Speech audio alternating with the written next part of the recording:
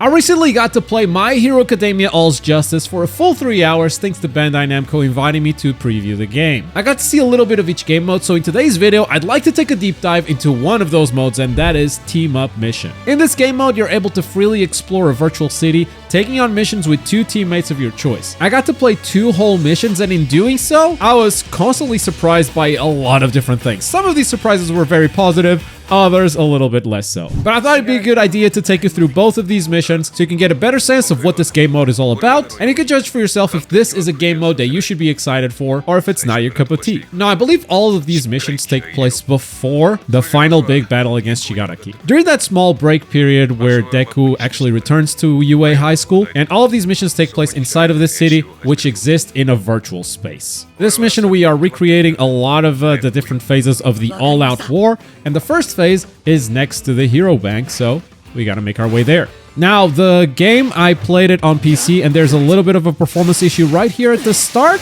and that's it. That's the only performance issue you will see during all of my demos. So I'm gonna blame my machine for that one, because I think I was alt-tabbed, and this was me coming back to the game, alright? So no fault of the game itself. And this is my first time just swinging and zipping across the whole city, and I was surprised to see that the Black Whip actually attaches itself to buildings. I've played a lot of old Spider-Man games where the web just attaches itself to the ceiling, so I wasn't expecting this My Hero game to actually do semi-realistic web swinging, or I guess whip swinging.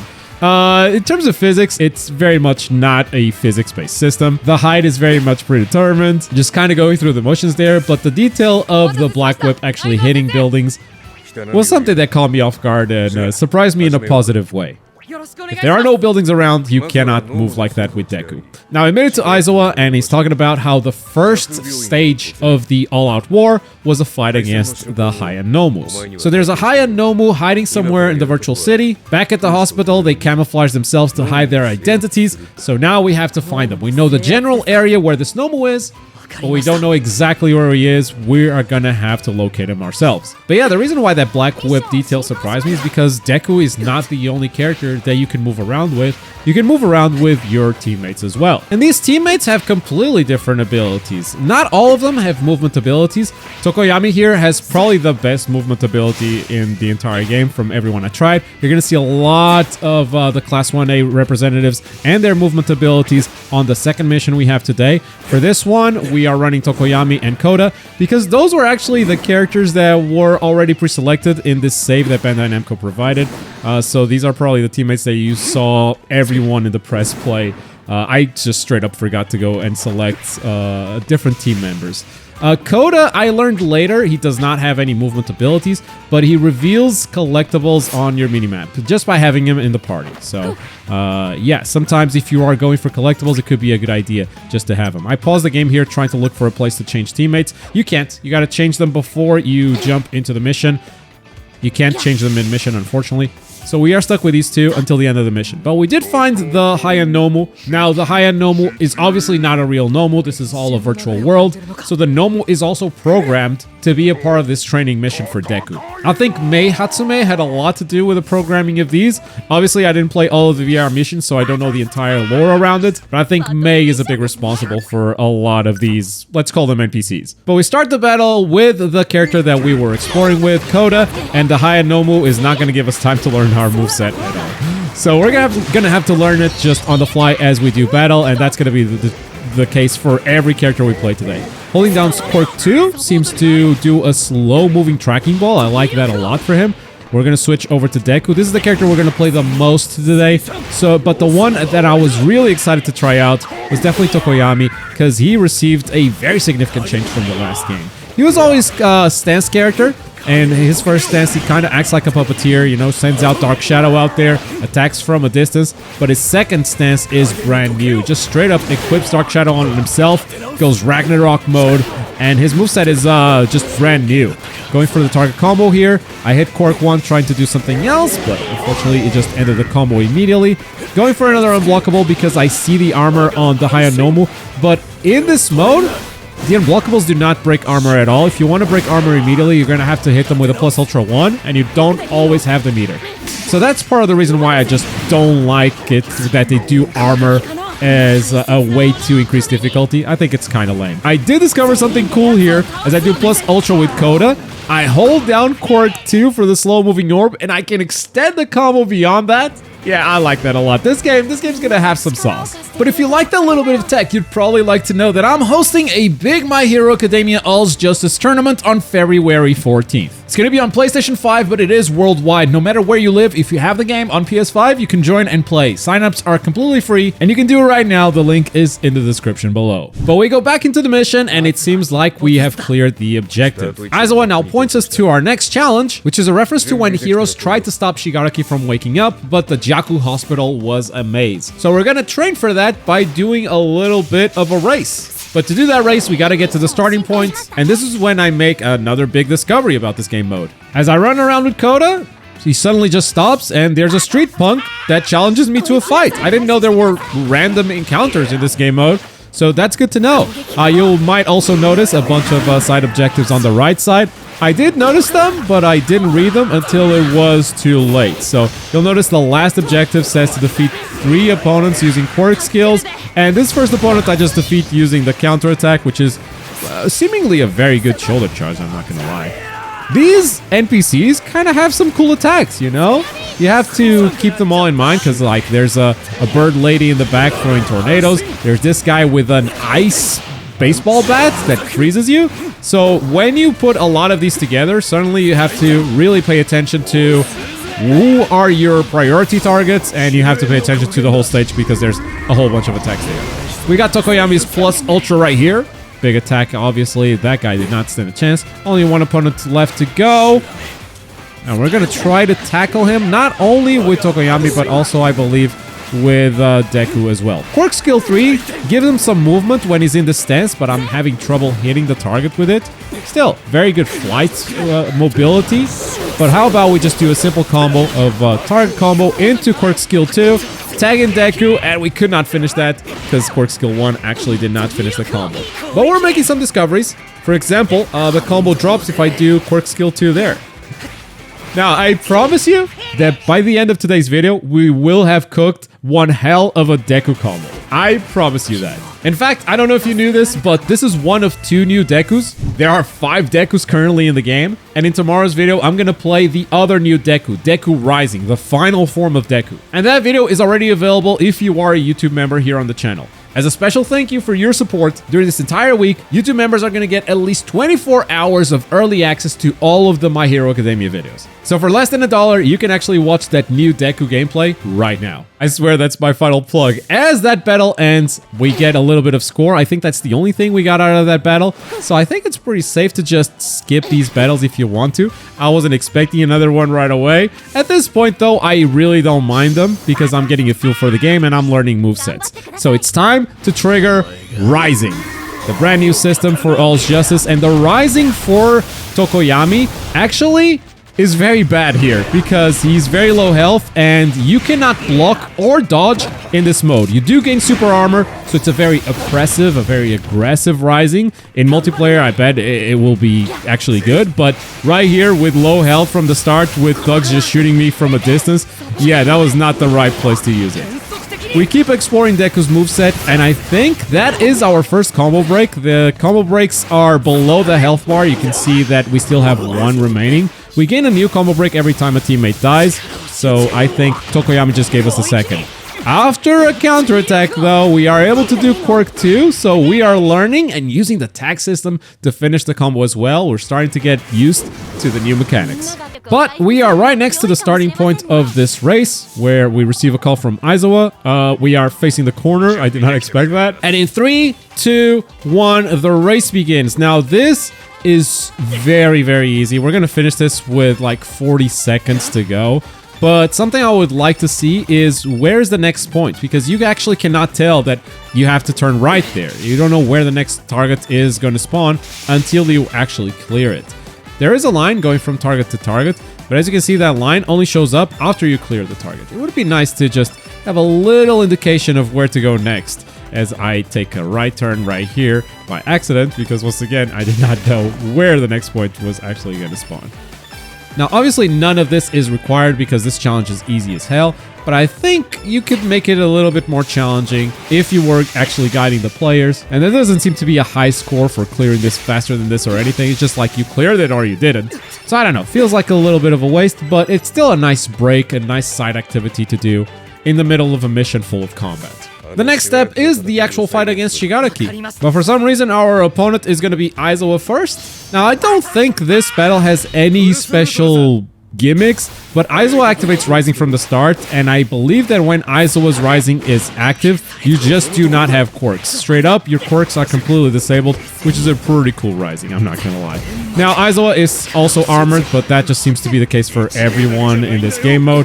Unblockable attacks do not break it either, but you can look at their guard meter and see how close they are to actually breaking, and you being able to just land a normal combo.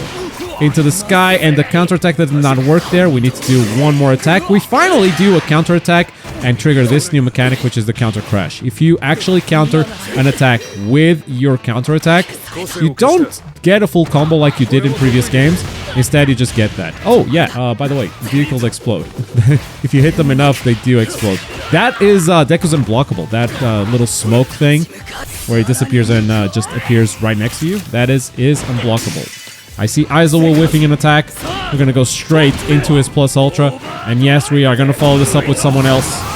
Tokoyami. We saw his plus ultra before. And yes, we follow up with Koda as well. And with Koda, we can charge his quirk too to extend the combo further. But unfortunately, Aizawa died. I wanted to see how long I could keep this going for.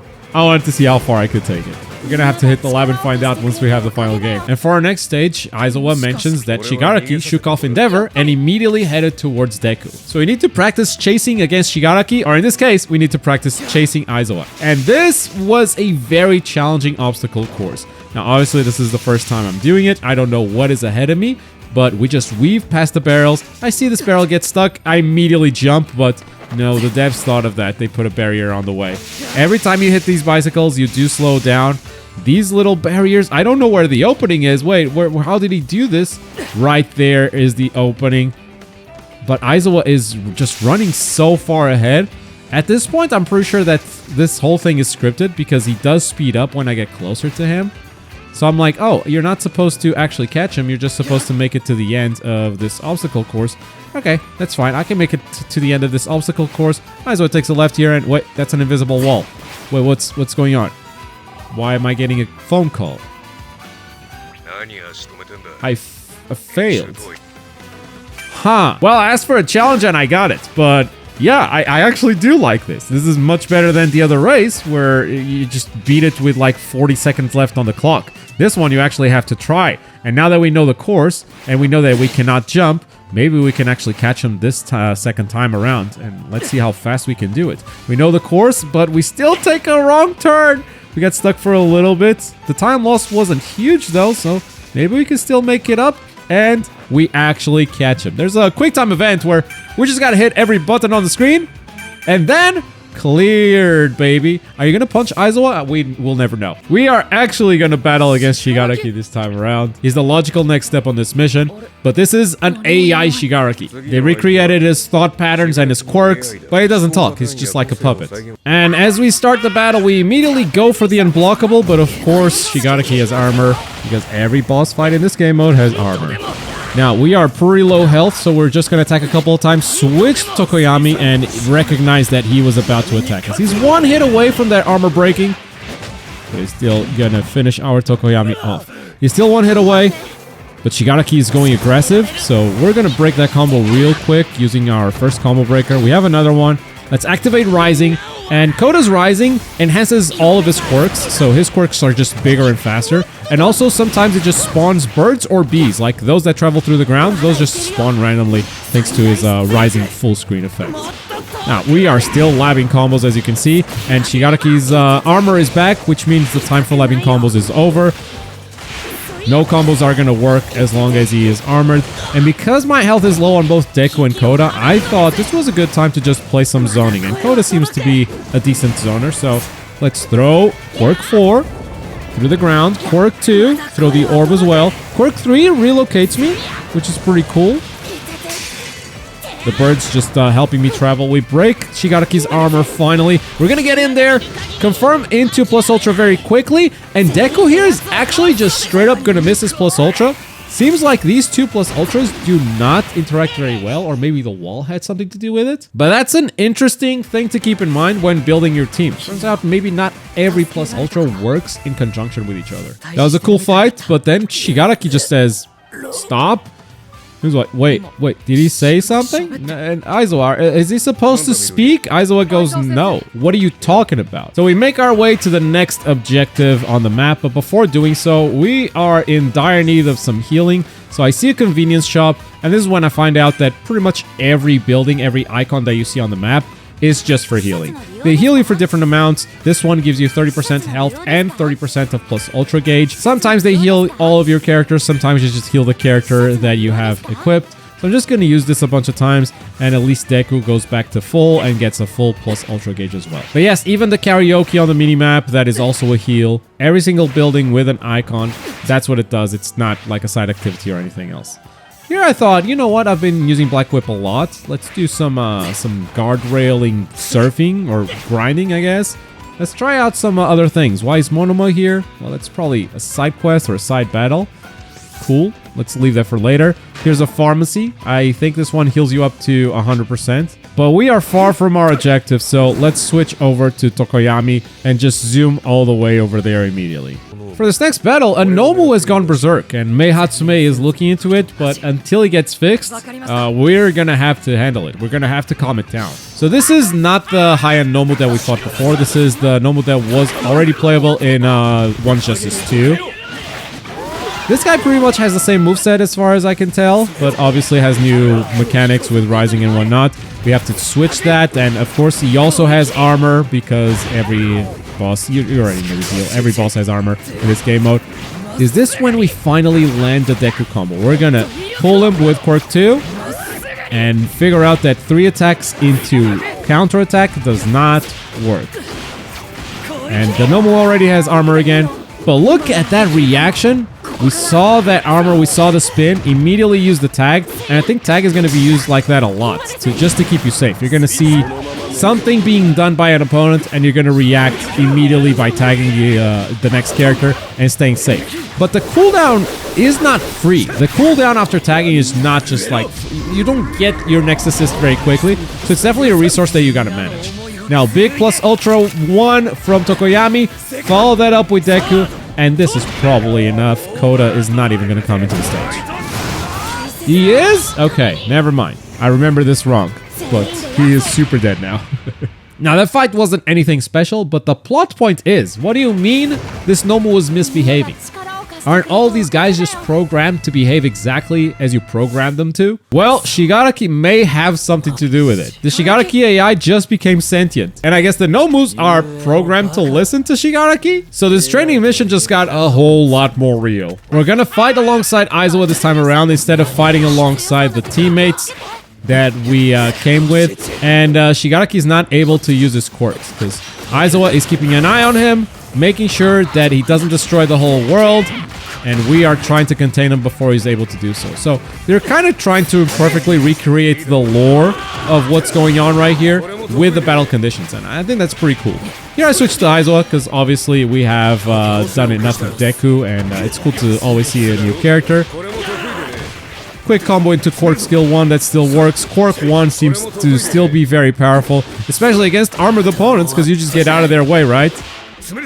His counterattack is still that, and I wonder if target combo into the counterattack into Quirk 1, yeah, all that still works, baby. But now, if you think about it, you got the tag system, so you can tag into another character and go into another full combo, and then tag a third character, go for another full combo, then throw 3 plus ultras, and suddenly start to see just how much damage you can deal in this game. Mei Hatsume finally arrives at the scene. She has to rewrite the program, but it's gonna take a while. And Shigaraki's like, I'm getting reprogrammed. Hell nah, I'm getting out of here. Shigaraki's gonna make his final stand by the park, and we quickly make our way over there using Tokoyami's excellent flight mobility. But Shigaraki isn't really alone at the park. just waiting for you to arrive. Aizawa isn't there anymore, so he cannot disable his quirk. So it's gonna be the team that we chose versus Shigaraki and 3 Nomus at the same time. We are playing against 4 characters that have a full moveset right here. We're gonna use our puppet right there. Thanks, Nomu, for not attacking me. He was taking a very good look at Tokoyami. I appreciate that. Now, we are focusing down Shigaraki here. Maybe that is not the right option because Nomus have a very wild moveset. We're gonna have to use our first combo break, and now we're out of combo breaks. If you look below the health bar, there's no more shines left. It's just completely gone. Now, these Nomus do not have an entire health bar like Shigaraki does. They do die quicker. But there's still 3 of them that you gotta deal with. So we're gonna use our crowd control bees. Put them behind us. Hopefully the Nomus just run into them and actually don't bother us while we finish the first one. 1 Nomu down. 2 more to go. Koda is just being the MVP of this mission. I hear the decay. But we dodge out of the way. The slide getting in the way of our attacks there, but we still find a way around it. And down goes Nomu number 2. For Nomu number 3, we're going to bring in Deku, because we're starting to figure out his moveset a little bit better. We're going to pull him with Quirk 2. We get interrupted by Shigaraki. I believe right here, Nomu number 3 is going to fall. It's only you and me, Shigaraki. Here we go. Of course you have armor, but counter crash, baby. We also have those. Time to activate Rising. Now, Deku's Rising activates Danger Sense. I don't know how to trigger it yet. It also enhances a lot more combos. You are able to cancel a lot more abilities into another, according to the description. Of course, I haven't felt any of that because I haven't taken him into the lab, but this combo seems pretty hype. All right, we're starting to do something. That is Quirk 3 in the air. Pretty big projectile. Shigaraki finally fights back. That is a crazy switch. And we're able to break his guard too. Tokoyami. Here we go. The slide getting in the way once again. Hit him, hit him, hit him, hit him, hit him. Into plus ultra. Come on, Deku. He is not needed. Tokoyami has got this in the bag. Cool Tokoyami victory pose. Here we go. That's my edgelord right there. And that is pretty much the mission. Mei Hatsume is able to rewrite Shigaraki. He's no longer a threat. And this ended up being better training than we could have probably asked for. So yeah, mission complete. We get a little score at the end. Can't be mad about that. We did not do any side missions or unique missions. So I guess that is a big blow to the score. But with that, we're going to move on to the next one. For this mission, All Might wants us to find and train with every single one Class 1A member. Now, this mission is a little bit different from the usual because when you go into it, you have to play as only Deku. You do not get to pick teammates. For this mission, you're going to acquire teammates as you go along. Now, I spent close to 1 hour playing through this mission. Not because the mission takes that long. You'll see that I could have been done with a mission a long time ago, but I thought this would be a good opportunity for us to take a look at what the movement options are for each character here in the open world. You see, because I'm going to find every Class 1A member, that means I get to try every Class 1A member. And I decided to focus on that, even though the mission only requires you to find some of them. So we get a bunch of yellow circles on the map, and the first one is pretty close to where we spawn. I see a blue dot over this guy, and it's a suspicious person. So I decided to check it out. It could be a Class 1A member that's disguised as an NPC. I don't know. This is a virtual world. Anything's possible. But no, this is actually a side mission. This is the romantic phantom thief of the skies, and we have to follow him or resolve with an assist character. I don't really know what that means, but I'm curious to find out. Maybe you lose an assist as they just complete the side mission for you if you don't want to do it. Because the side mission itself doesn't seem that fun. I mean, I am chasing this guy down, and because I only have Deku, I'm actually super unable to catch him. Black Whip is a great ability for moving around as Deku. It gets you from point A to point B very effectively, but it is not very good at gaining height. So I am not going to be able to reach this phantom thief of the sky. If I had a character like Tokoyami, he would be caught so fast. So instead, I just end up chasing this guy around for a while, and then he takes this left turn in these buildings, and this is an alleyway that I cannot go down as Deku. I would need to go above it. So I try to make my way around it, and in doing so, I end up too far from my target and fail the side mission. Now, I could have retried the side mission, but I thought that wasted enough time as it is, and so I decided to finally get going with the main mission. And right now, the circle that is closest to me seems to be this one, which is Mineta's. Now, every time you find someone from Class 1A, you have a little battle encounter, and you don't just fight against them, you fight against some thugs as well. For some reason, they think, you know, just fighting against Deku at this point, it's too unfair because he's too powerful, so they have the help of these virtual thugs. And this is the reason why I spent a lot of time in this mission, because I went for every single Class 1A member that I could find, and every single one of them has a combat encounter like this. And yes, Mineta here is also armored.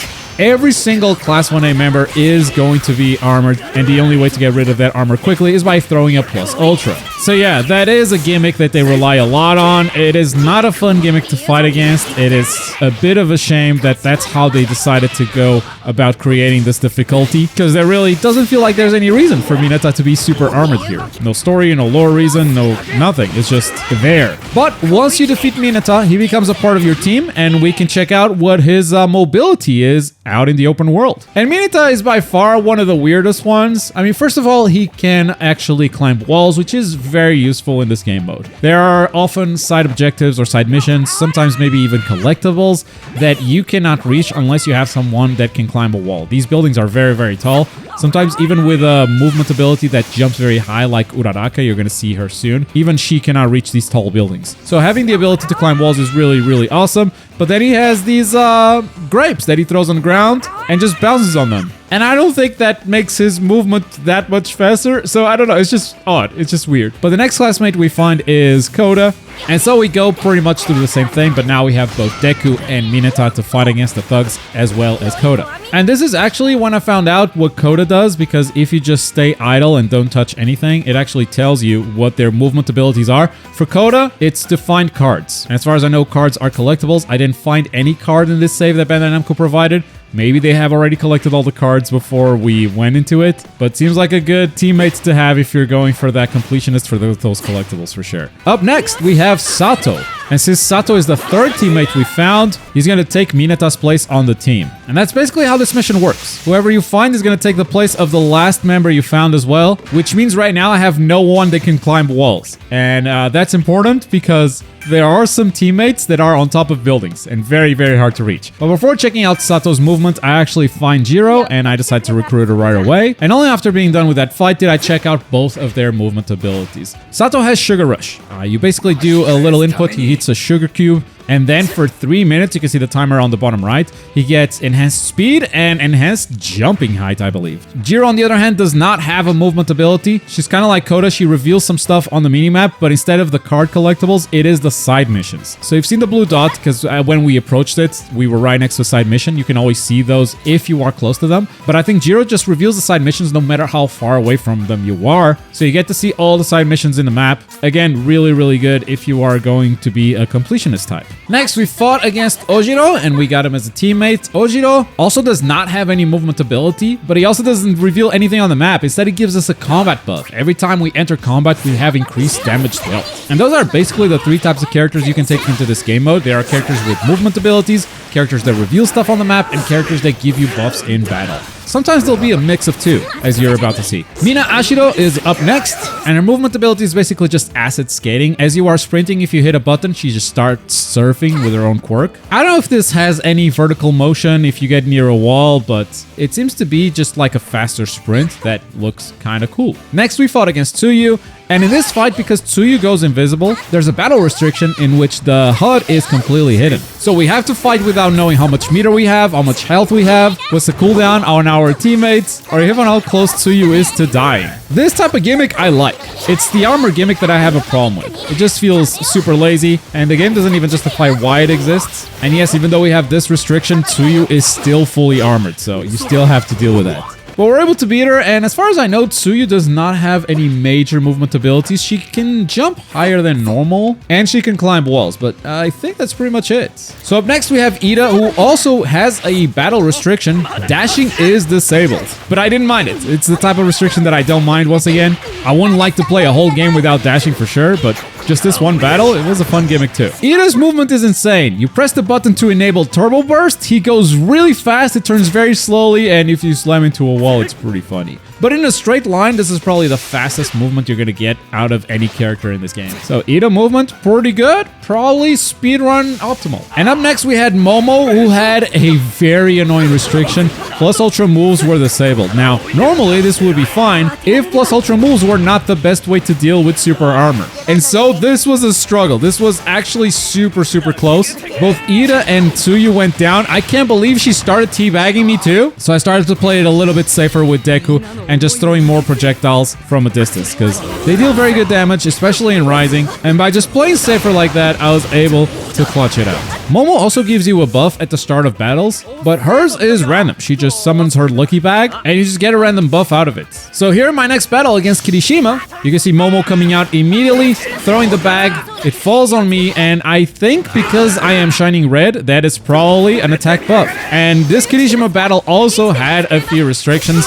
No dodging, no blocking. I thought I'd break his armor with a Plus Ultra 1, but the Plus Ultra 1 from Momo actually is very slow at falling down, so he couldn't really break his armor immediately. And even if you tag in another character as a follow-up Plus Ultra, look at how long it takes for that character to tag in. Yeah, kind of an interesting character, Momo. But of course, we're able to defeat Kirishima, making him join our team. By the way, we have been done with this mission for a while. If you look at the right side, all of those characters are filled out. We could just go to All Might and finish the mission right now. But Kirishima is one of those hybrid type characters that has two types of buffs. I mean, one of them is the ability to climb walls, pretty straightforward. But then he also has a combat buff, which is to reduce damage taken. So a little bit of movement, a little bit of combat buffs. And up next, we're going to fight against Aoyama. We still have Momo, so she once again throws her lucky bag down. And I think I got damage again, so I can't really tell you what other buffs she has because after we defeat Aoyama, he's gonna take her place on the team. Aoyama's movement is pretty lame. It's pretty much just a big jump. It's pretty much what it is, just a big jump. But also, when you go into battle, he fires a laser at the very start. But I think he can't be the starting character. He needs to be on the assist position because he didn't do anything against Uraraka here. For this battle, we're half jumping disabled. Uraraka, of course, still has the super armor gimmick. And at this point, you already know what the best way to get rid of it is. We're gonna quickly attack her and confirm into Plus Ultra, and because we have the meter to do so,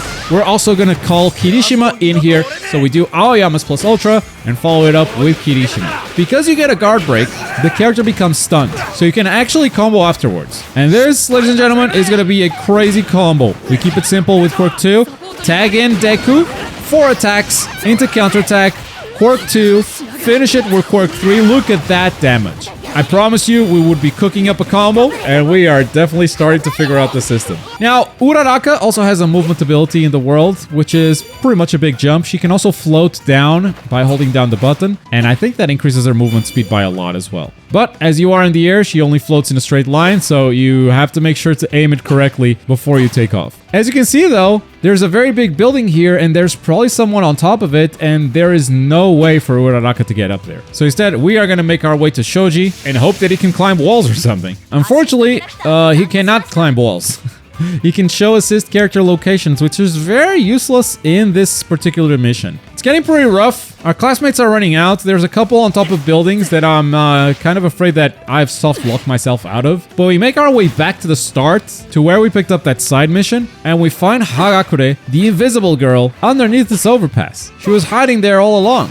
Well, she is also invisible. Now, Invisible Girl does not have any buffs or any movement abilities. Instead, she just avoids battle upon encounter. I'm not 100% sure, but I think what this means is those random encounters that we ran into in the last mission with the street thugs as we were making our way to the next objective, I think she might just be able to avoid those altogether if you have her out as your active character. That's probably what it is. I couldn't really think of anything else. And with that, there are only 3 teammates left in this map, but unfortunately 2 of them are on rooftops. So Denki here is going to be the last character that we're actually going to unlock as we hit him with a Plus Ultra 1 to break his armor. And because of the guard break, we're also going to stun him and go into our full combo here. 4 attacks, counter attack, Quirk 2, 1, 2, 3. Miss the 4th attack, which was required to finish that. But still, we find the tag, we bring in Hagakure. She seems to have a gimmick about stuns. So he like throws a lot of flashbangs. Denki goes down and he does not have any ability that's gonna get us to a rooftop. Instead, he has a battle effect, which is to shock enemies at the start of battle. And that was unfortunately the last teammate we could actually recruit. Now, as you can see, we still have a couple of teammates left, but we can just go to All Might and continue the mission. He's gonna tell us to find Bakugo and Todoroki, so they were not a part of the Class 1A members that we could find out there in the open world. They were only available in this next stage of the mission. But because I spent so long just trying out all of these abilities,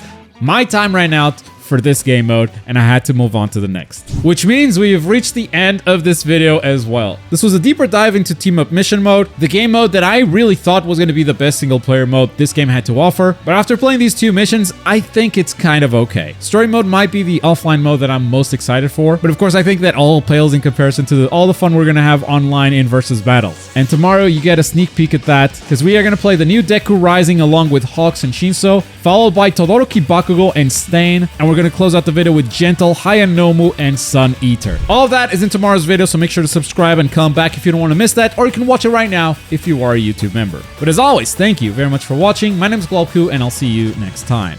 Bye.